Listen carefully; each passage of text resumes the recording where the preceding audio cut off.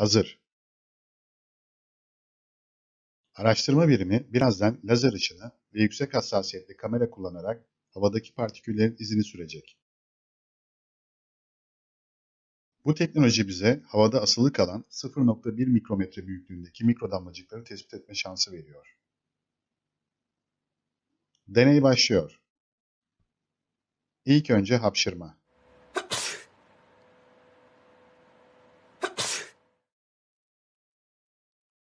1 milimetre çapındaki büyük damlacıkları görebiliyoruz. Hızlıca yere çöküyorlar. Gelin bir de yüksek hassasiyetli kameradan bakalım.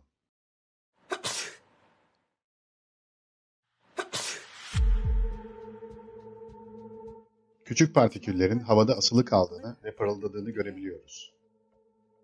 Tüm bu partiküller 10 mikrometreden daha küçükler ya da 1 milimetrenin %1'i çapındalar diyebiliriz. Farklı bir açıdan tekrar bakalım. Küçük ve hafifler. Havada süzüldüklerini görebilirsiniz. Bunlar mikrodamlacıklar.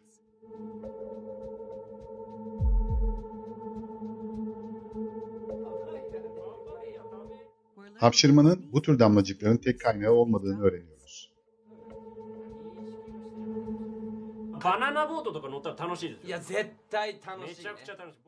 Aynı deneyi birbirine yakın iki kişinin yakın sohbetinde tekrarlıyoruz. İnsanlar yüksek sesle konuştuklarında oldukça çok mikrodamlacık üretiyorlar.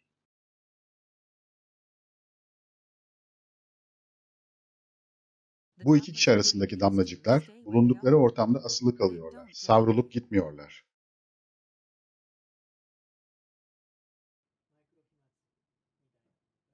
Henüz ne miktarda mikrodamlacığın bir enfeksiyona yol açtığı bilinmiyor. Fakat Tata bu mikrodamlacıkların bir şekilde enfeksiyona yol açabilme olasılığını göz ardı edemeyeceğimizi söylüyor. Mikrodamlacıklar birçok virüs taşırlar. Yüksek sesle konuştuğumuzda ya da derin nefes alıp verdiğimizde bu damlacıkları etrafa yayarız. Etrafımızdaki kişiler bunları içlerine çekerler ve virüs böylece yayılır. Artık açıkça bu riski görmeye başlıyoruz.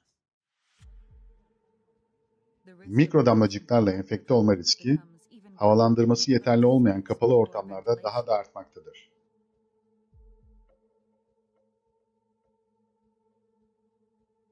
Bu laboratuvar, hava geçirmez bir odada mikrodamlacıkların havada olan hareketini simüle ediyor.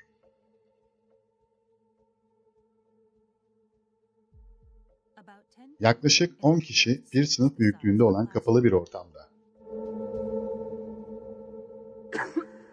Bir kişi bir kere öksürüyor ve yaklaşık 100.000 mikrodamlacık püskürtüyor.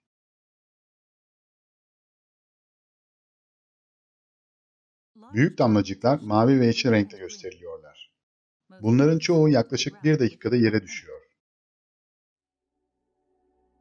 Fakat kırmızı renkte gösterilen mikrodamlacıklar havada süzülmeye devam ediyorlar.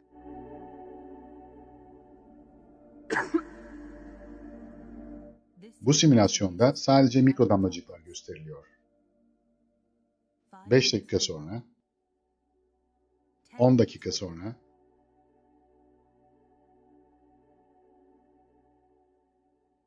20 dakika sonra. Mikrodamlacıklar hala odanın içinde süzülüyorlar. Hava akımı olmadığında mikrodamlacıklar bulundukları ortamı terk etmeyeceklerdir.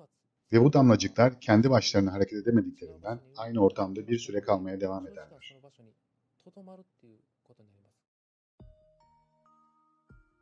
Fakat mikrodamlacıkların bu durağanlığını önlemenin bir yolu var.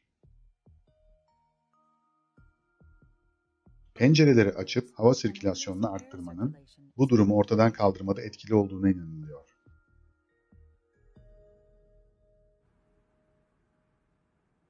Bir pencere açtığınızda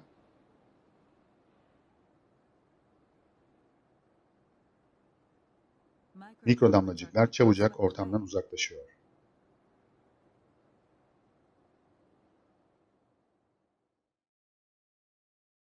Çok küçük ve hafifler.